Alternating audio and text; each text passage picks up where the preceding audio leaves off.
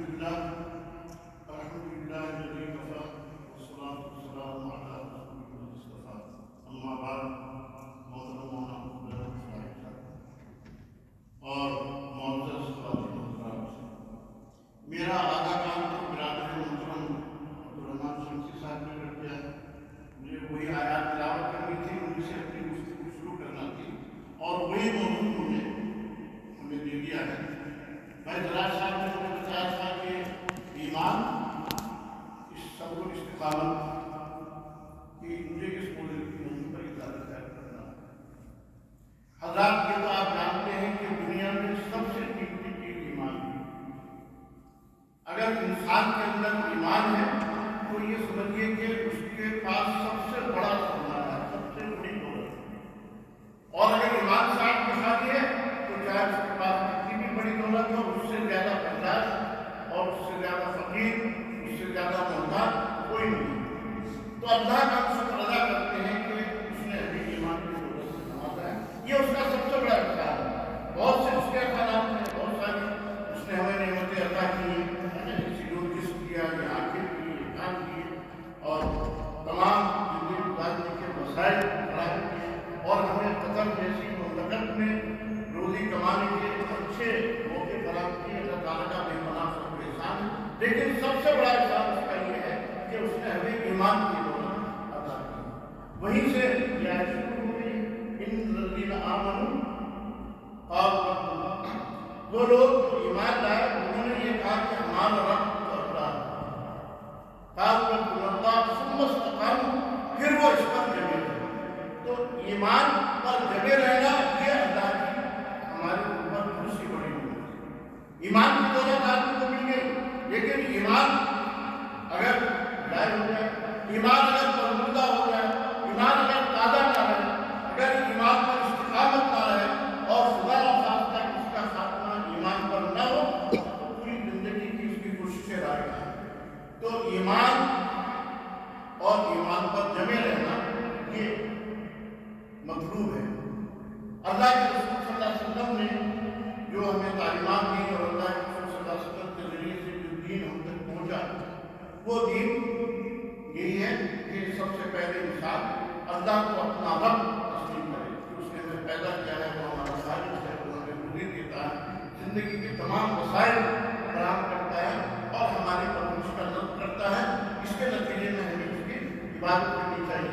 تو ایمان کا ایک لازمی تقاضا یہ ہے کہ ہم خود اس کو ہماری زندگی میں اتاریں، اور اس کا ایک لازمی تقاضا یہ ہے کہ ہم اس پیغام کو دوسرے لوگوں تک پہنچائیں.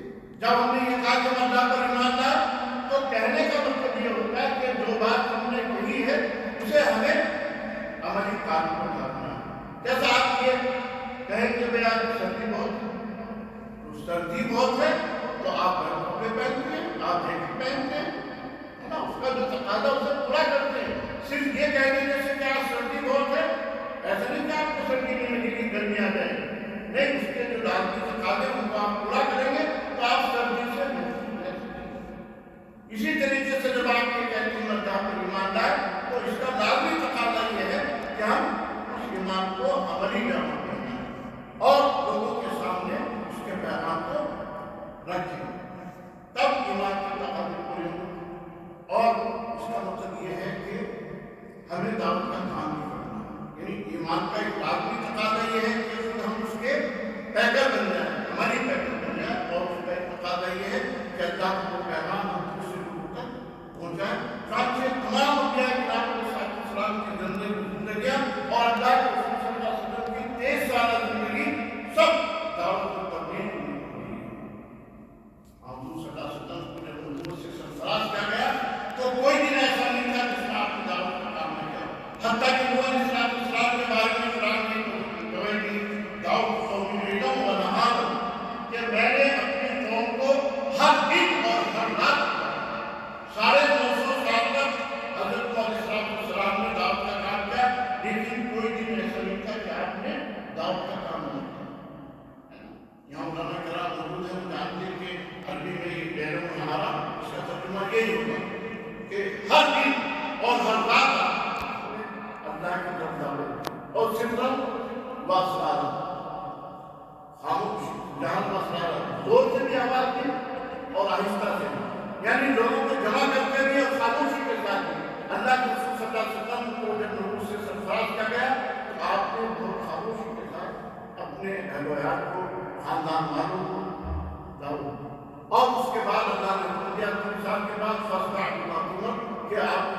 کہا جاتا ہے آپ خود کر دعوت دیے. چنانچہ آپ نے کوہ صفا پر چڑھ کر لوگوں کو دعوت دی. کوہ صفا پر چڑھ کر تمام لوگوں کو آپ نے پکارا. یہ اس وقت کا لیٹسٹ میڈیا تھا. جب آدمی کو کوئی بات کوئی قوم تک پہنچانی ہوتی تو وہ کسی پہاڑی پر چڑھ جاتا, اپنے کپڑے پھاڑتا, خاموش کرتا, ملتا چہرے پر اور پکارتا. لوگ جمع ہو جاتے کہ آپ کوئی خاص اعلان ہونے والا ہے. تو اللہ کے رسول صلی اللہ علیہ وسلم نے بھی اس لیٹسٹ میڈیا کا استعمال کیا. آپ کوہ صفا پر چڑھے اور اپنی قوم کو آپ نے پکارا. البتہ اس کے جو منفی پہلو تھے جیسے کپڑے پھاڑنا یا کروس پر لینا چہرے پر, وہ آپ نے نہیں کیا. تو اس سے ہمیں یہ بھی معلوم ہوتا ہے کہ جو اس وقت کا لیٹسٹ میڈیا ہے اس کو بھی ہمیں دعوت کے سلسلے میں استعمال کرنا چاہیے. البتہ اس کے جو مخالف اخلاق یا جو منفی پہلو ہیں ان سے ہمیں بچنا چاہیے.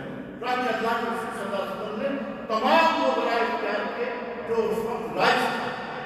آپ میلوں میں بھی گئے, آپ کے میلوں میں بھی آپ گئے, اس طرح سے آپ نے بخاروں میں بھی آواز دی اور آپ لوگوں سے وقت کے ساتھ بھی میرے انفرادی آپ نے ملاقاتیں بھی کی, آپ نے جنگیں بھی لڑی, آپ نے صلح بھی کی. جتنے بھی ذرائع ہو سکتے تھے لوگوں تک بات پہنچانے کے وہ تمام ذرائع آپ نے اختیار کیے. تو وہ شخص جو ایمان کا دعویٰ کرتا ہے اس کے لیے لازمی ہے کہ وہ ان تمام ذرائع کو استعمال کرے جو ذرائع اس کے دور میں پائے جاتے ہیں. البتہ اس کے جو مخالف اخلاق پہلو ہو سکتے ہیں ان سے اس کو بچنا چاہیے.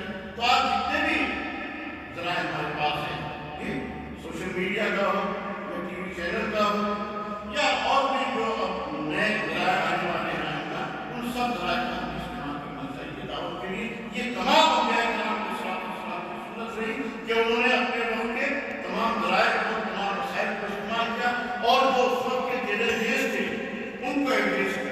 جو ایشوز تھے, جو پرابلمس تھی, ان کو آپ نے حل کیا.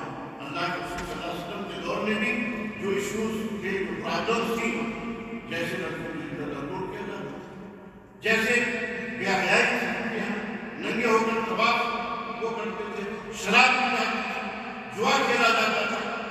یہ تمام وہ ایشوز تھے جن کو اللہ کے رسول صلی اللہ علیہ وسلم نے ایڈریس کیا. تو آج جو ایشوز ہیں ان کی ہمیں اسٹڈی کرنی چاہیے اور ان ایشوز پر اسلام کے تحریک اسلامی کے موقف کو رکھنا چاہیے.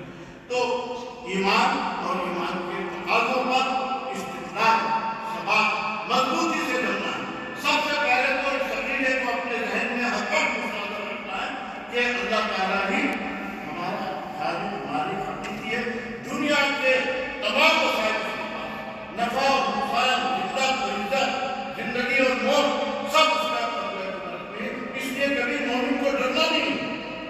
مومن ایسا نہیں ہے فساد کر رہا تھا, وہ نہایت مسلم چاہتا ہے, لیکن مومن بزدل نہیں ہوتا, اس لیے کہ وہ جانتا ہے کہ عزت اور ذلت, زندگی اور موت سب اللہ کی اختیار ہے.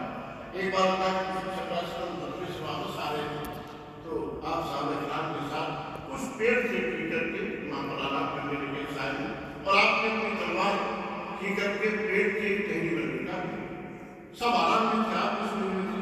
ادھر سے دشمن خدا بھیا اس نے کہا, دیکھا کہ اللہ کے رسول صلی اللہ علیہ وسلم سوئے ہوئے ہیں, گہری نیند میں ہیں, اور دوسرے صحابہ کرام بھی سوئے ہوئے ہیں کہ اچھا موقع ہے نوبیدہ خاتم الرحم آپ کا کام تمام کر دیا جائے. اس کی تو ہر کافر, ہر دشمن تمنا کرتا تھا اور اس کوشش میں رہتا تھا. کام سے اس نے آپ کی تلوار وہاں سے ٹہنی سے اٹھائی, ڈالی سے اور میان سے نکالی. جب میان سے اس نے تلوار کو کھینچی تو اللہ کے رسول صلی اللہ علیہ وسلم کی نیند کھل گئی. آپ جانتے ہیں کہ جب آدمی نیند سے بیدار ہوتا ہے تو اس کے وہ شعبات پوری طرح بیدار نہیں ہوتا. اس نے کہا میں اے محمد یہ بتاؤ اب میں اب تو نہیں بچ سکتے. تو اللہ کے رسول صلی اللہ علیہ وسلم نے نیند بے ہوشی نہیں سمجھیے یا جو نیند کی جنون کی تھی, ابھی تو نیند سے پوری طرح بیدار بھی نہیں ہوتے, لیکن اللہ کے ذات پر کتنا کامل یقین تھا. یہ واقعہ میں اس لیے بتا رہا ہوں.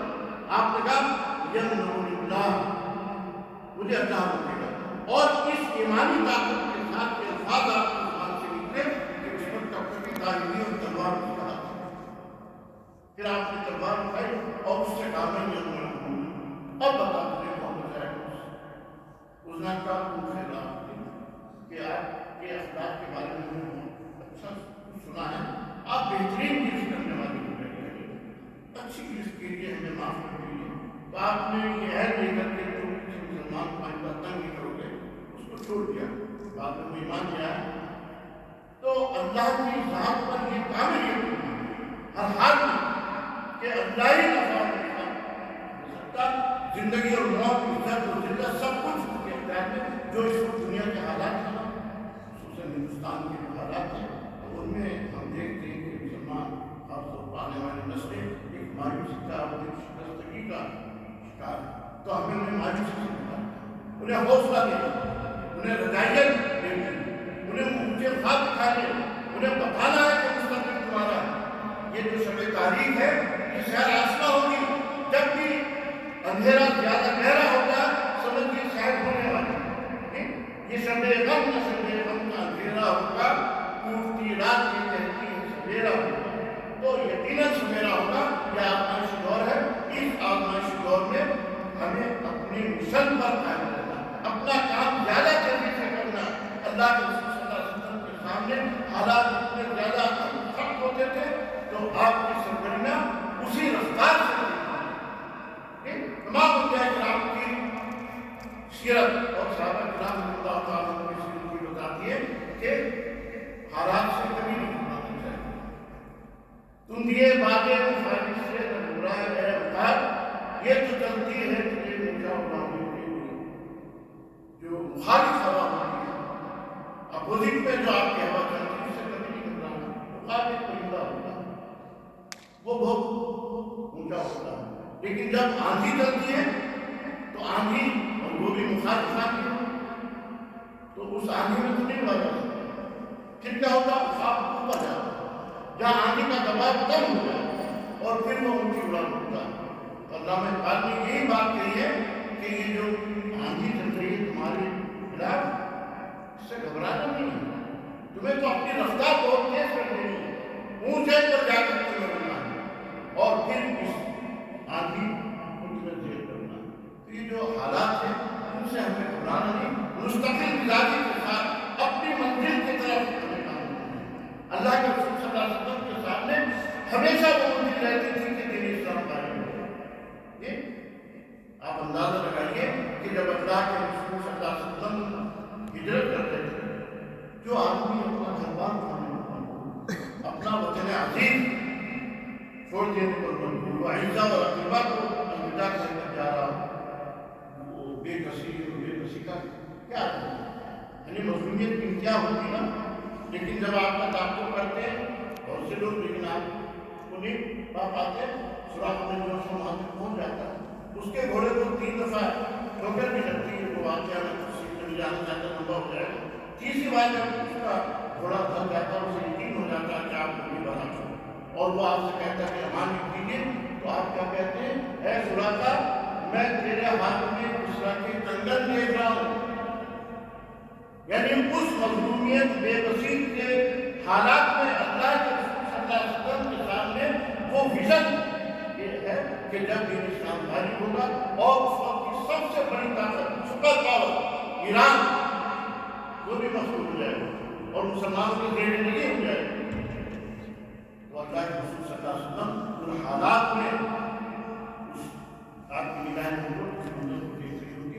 تو ہمیں یہ یقین کامل ہو کہ ایک دن دین اسلام کو غالب ہونا، یہ تو آیا کہ غالب ہونا، تو ہمیں حالات سے نہ مایوس ہونا ہے، نہ حالات سے دل ہونا ہے، نہ شکستہ خاطر ہونا ہے، بلکہ اپنی پوری نئی نسل کو مایوسی کے اس دلدل سے نکال کر یقین محکم کے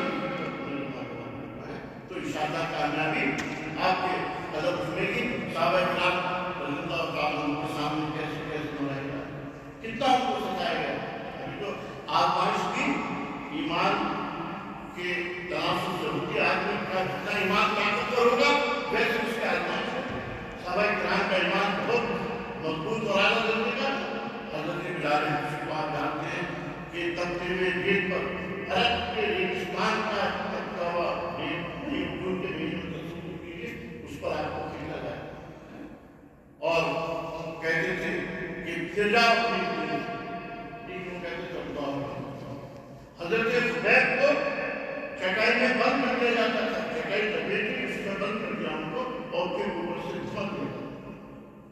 حضرت عمر نے اپنی بہن کو اللہ تعالیٰ اس وقت ایمان لائے تھے، اس قدر مارا کہ وہ امتحان ہوا۔ انہوں نے کہا کہ میرے بھائی تم ایک روٹی بھی کٹا دو گے نا تو میں اپنی ایمان سے لوں گی۔ اور ان کا یہی جملہ حضرت عمر اللہ تعالیٰ کے ایمان لانے کا سبب بنا کہ اچھا ایمان ایسی چیز ہے جو زندگی سے بھی زیادہ محبوب ہے، کہا کہ بتاؤ کیا ہے۔ اور انہوں نے آیتیں پڑھی اور اس کے بعد حضرت عمر اللہ تعالیٰ کی کہا۔ تو یہ صحابہ کرام کی واقعات ہمیں بتا دیں کہ حالات میں بھی ہمارے لیے باشور ہو، ہمیں ایمان اور اسلام کا کام کرتے رہنا ہے۔ اور پھر آپ نے دیکھا کہ چند سال میں مکہ فتح ہوا، عرب فتح ہو گیا، تو اس یقین کے ساتھ ہمیں آگے بڑھنا ہے کہ ایک دن وہ ضرور آئے گا جب ہمیں انشاءاللہ کامیابی ملے گی۔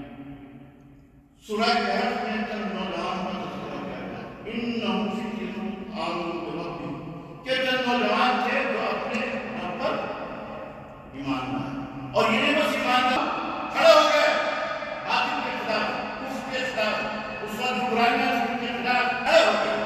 نبی قانون کا کام کرنا، نبی قانون کا کام کیا، قانون سے کام کرنا۔ کے بارے میں قرآن کیا کہتا ہے، قانون قالوا ربنا مسلم، تو کھڑے ہو گئے باطل کے خلاف، کفر کے خلاف، اس وقت کا جو ظالمانہ نظام تھا اس کے خلاف، اور وہ دعوت تبلیغ کا کام کیا۔ یہاں تک کہ ظلم و ستم جب حد سے بڑھا تو پھر ایک غار میں بنا، اور اس غار میں وہ 300 سے زائد سال تک سوتے رہے۔ یہ اللہ کی طرف سے ایک انعام تھا ان کے لیے، اور ایک نصیحت ہے آنے والے لوگوں کے لیے، اب جیسے لوگوں کے لیے کہ اس واقعے سے ہم وہ کی نصیحت حاصل کریں۔ اور اللہ تعالیٰ کا نظام یہ تھا کہ وہ کربٹ بھی دیتے تھے تاکہ انہیں دھوپ بھی ملتی رہے اور انہیں ہوا بھی ملتی رہے، اور ایک ہفتہ ان کی حفاظت کے لیے اللہ تعالیٰ نے دروازے کھول رکھے۔ تو اللہ ان کی حفاظت کرتا ہے صدیوں تک، تو یہ اللہ کا نظام ہے۔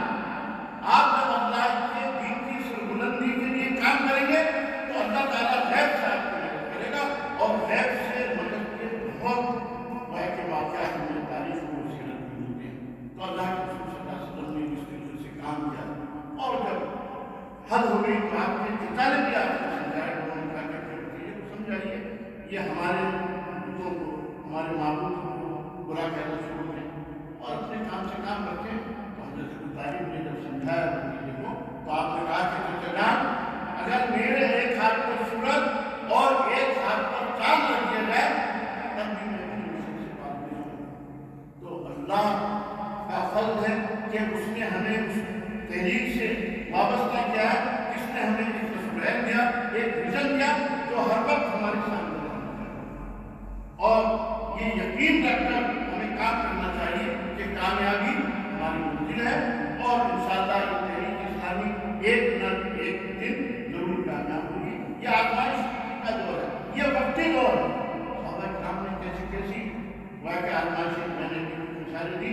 جب آپ صلی اللہ علیہ وسلم کا انتقال ہو گیا، اس دنیا سے آپ رخصت ہو گئے، آپ اندازہ کر سکتے ہیں صحابہ کرام کے جذبات کا کیا حال ہے، اور ان حالات میں جب اللہ کے رسول آپ کے درمیان موجود نہیں تھے، حضرت ابوبکر کو خلیفہ بنایا گیا۔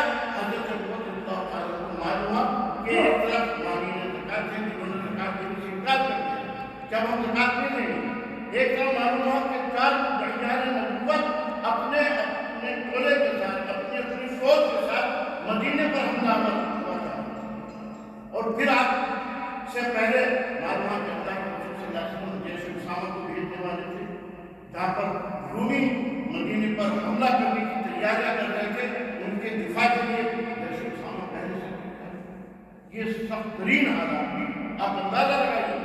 حضرت عمر رضی اللہ تعالیٰ جیسے بہادر اور جری اور نہایت معروف شخص نے حضرت ابوبکر سے کہا کہ اس وقت آپ مانین زکات کے خلاف کی کارروائی کی، حالات ٹھیک نہیں ہے، اور بس جیسے اسامہ کو بھی نہ بھیجیے، مدینے میں رکھیے اس کو۔ آپ نے کہا کہ جو کام اللہ کے رسول صلی اللہ علیہ وسلم کرنا چاہتے تھے، میں اس کام سے کیسے بات کر سکتا ہوں؟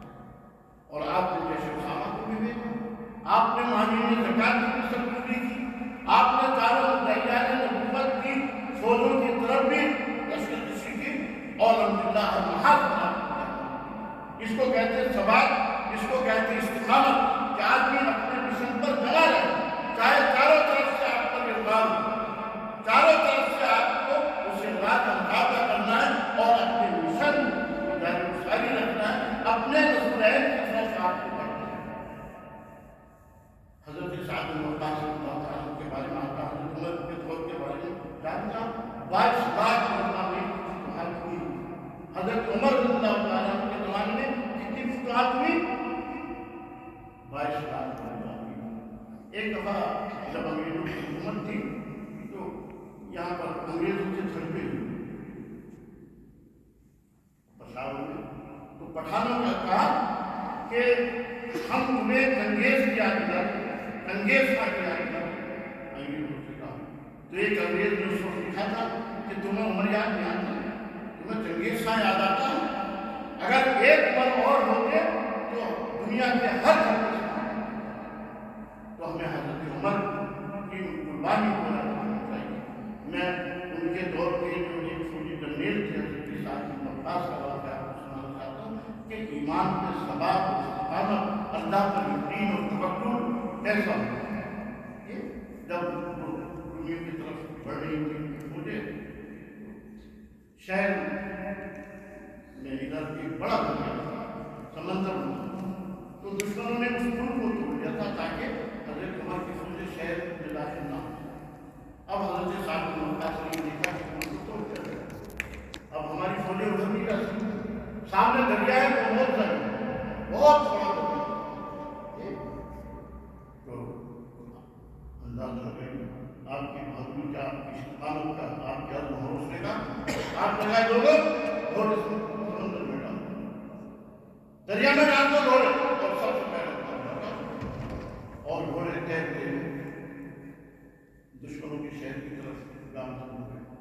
دشمنوں نے کہا دیما آمدن، ارے یہ تو دیر بات ہے، انسان نہیں ہے یہ، اور انہوں نے اپنا ملک بغیر جھگڑے کے آپ کے سپورٹ کر دیا۔ تو اللہ پر توکل اور یقین یہ کیفیت جب پیدا ہوگی تب انشاءاللہ کامیابی ہماری خدمت سنے گی۔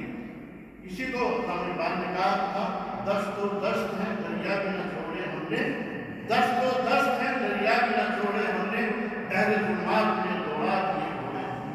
اور یہ قافلہ آگے بڑھتا ہے، یہ کہیں تک نہیں رک جاتا۔ حضرت عمر بن عبدالعزیز یہ جب شہنشاہیت اور ملوکیت کا خطبہ تھا، لیکن جب آپ کو خلیفہ مقرر کیا جاتا ہے تو آپ تمام لباس، تمام گھوڑے، تمام آسائش سب واپس کر دیتے اور ایک معمولی انسان کی حیثیت سے آپ زندگی گزارتے، خلافت راشدہ کا آپ احیا کرتے ہیں۔ ایک بات گھر میں داخل ہوتی ہے تو بیٹیاں منہ چھپا دیتی ہیں، تو آپ کہتے ہیں بیٹی کیا ہوا، کیوں منہ چھپایا؟ تاکہ جان گھر میں کچھ سادہ نہیں تھا، ہم نے پیاس سے روٹی کھائی ہے، تو آپ کو پیاس کی بھوک پسند نہیں ہے، اس لیے ہم نے منہ چھپا لیا۔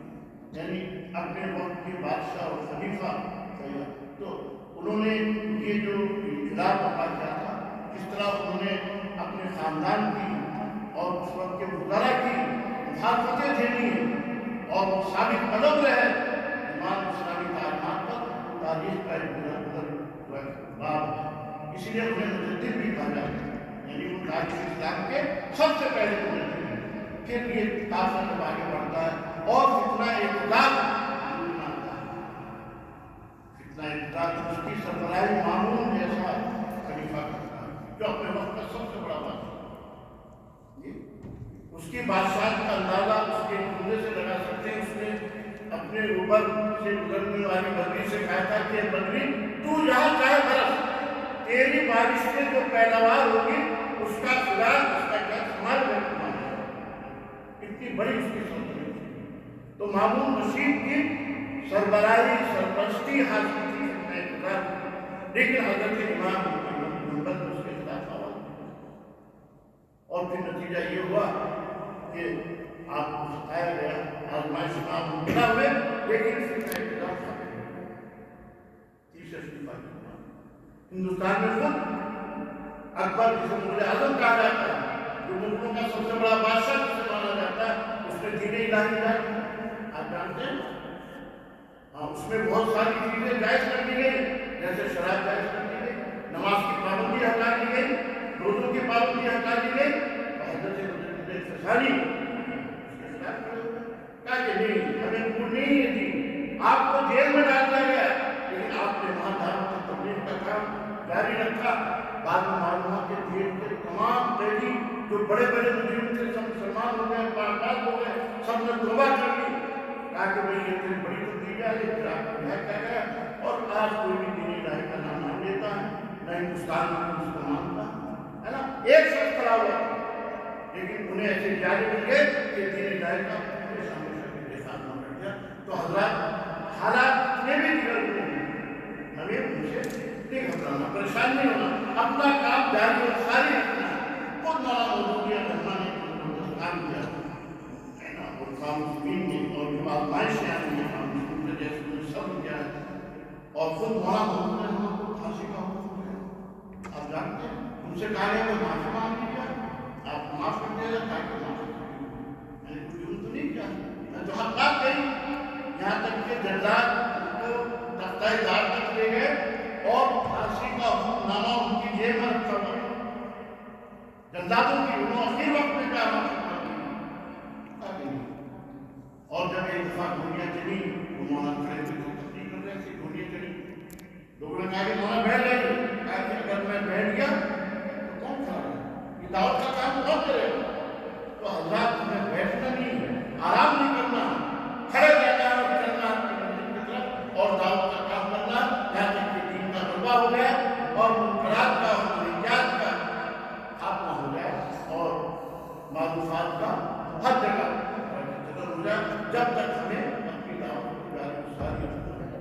اور صرف یہ مولانا مودودی رحمٰن کی بات نہیں، ان کے رفقا، ان کے تربیت یافتہ ایک بڑی طویل تاریخ ہے جو آپ پڑھتے بھی ہیں، سنتے بھی ہیں۔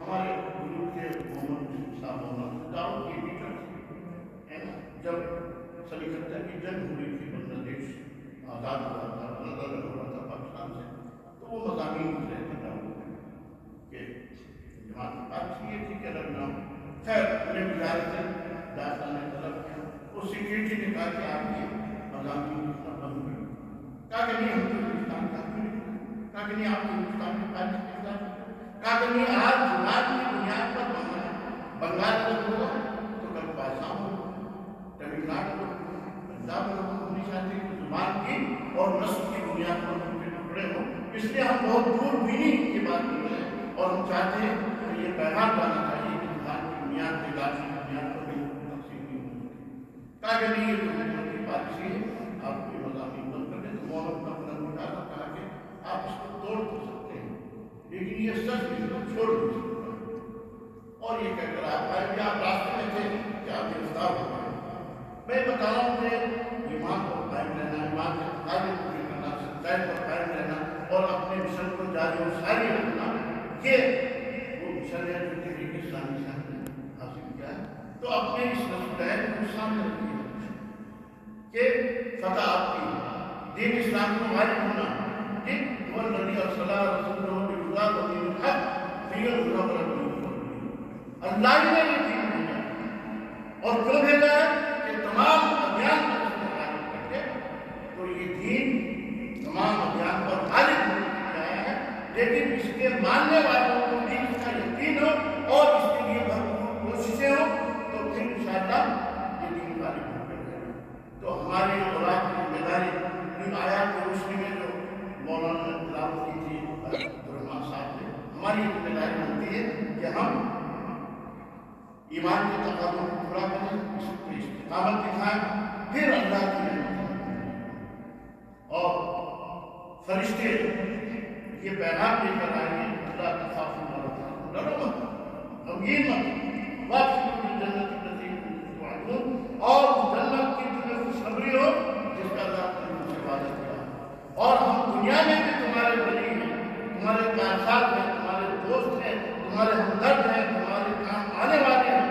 اللہ جس کا ولی ہو اس کو کوئی نقصان پہنچا سکتا ہے، لیکن یہ عقیدہ مستحضر رہا ہے ہمارے دماغ کہ اللہ ہمارا ولی ہے، اللہ ہمارا کارساز ہے، ہماری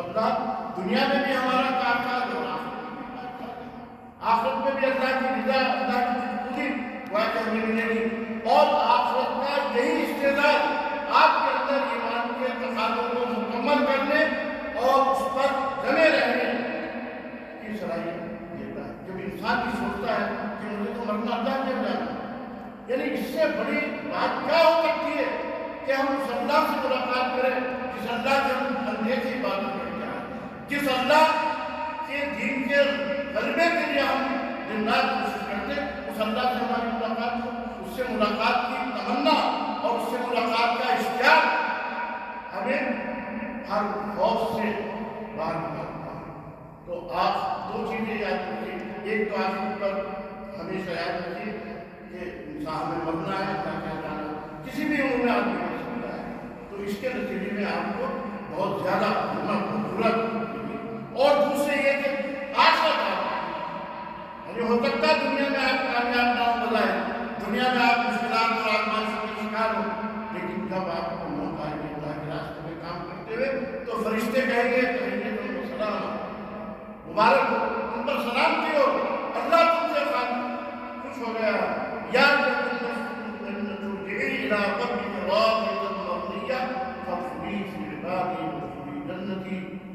اے میرے مسلم بھائینا اپنے رب کی طرف لوٹ جاؤ، تم نے اپنا رونا اللہ کے راستے میں چکایا ہے، اب تم میری رحمت میں داخل ہو جاؤ، میری جنت میں داخل ہو جاؤ، اب ہمیشہ ہمیشہ تمہارا یہ نعمتیں آپ کو ملے گی اگر آپ نے اپنی زندگی اللہ کے دین کے مطابق گزاری، اللہ کے دین کو غالب کرنے کی کوشش میں گزاری اور قرآن اور حدیث اور سنت کی تعلیمات کی روشنی میں گزاری، تو یقین مانیے کہ دنیا میں تو کامیابی ہوگی، اللہ کا وعدہ ہے، آخرت تو آپ ہی کی ہے، اس لیے یقینی طور پر آپ کامیاب ہوں گے۔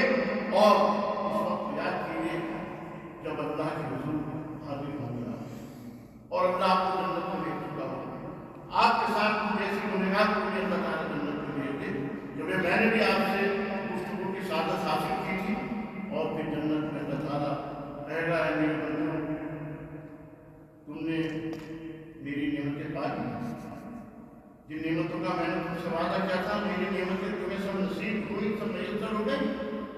بندے کہے اللہ تم نے ہماری توقعات سے زیادہ میں نعمتیں ہماری جدوجہد سے، ہماری کوششوں سے، ہمارے اعمال سے زیادہ تم نے نوازا ہے۔ اللہ تعالیٰ کہے گا نہیں، ایک نعمت کی اور بات، اور پھر وہ پردہ درمیان میں جو اللہ کے بندوں کے درمیان حائل ہے وہ پردہ ہٹ جائے گا، اور اللہ کے نیک بندے اپنی آنکھوں سے اللہ کا دیدار اور اللہ تعالیٰ فرمائے گا اے میرے بندوں خوش ہو جاؤ، اب میری رضا تمہیں ہمیشہ حاصل رہے گی، میں کبھی تم سے ناراض نہیں ہوں۔ اتنی بڑی نعمت ہوگی کہ اللہ کی رضا ہمیشہ حاصل رہے گی اور اللہ کا ہم دیدار کریں گے، اللہ ہمارے سامنے ہوگا۔ تو حضرات اس کامیابی کے لیے ہمیں اس مختصر سی، اس آج کی، اس زوال پذیر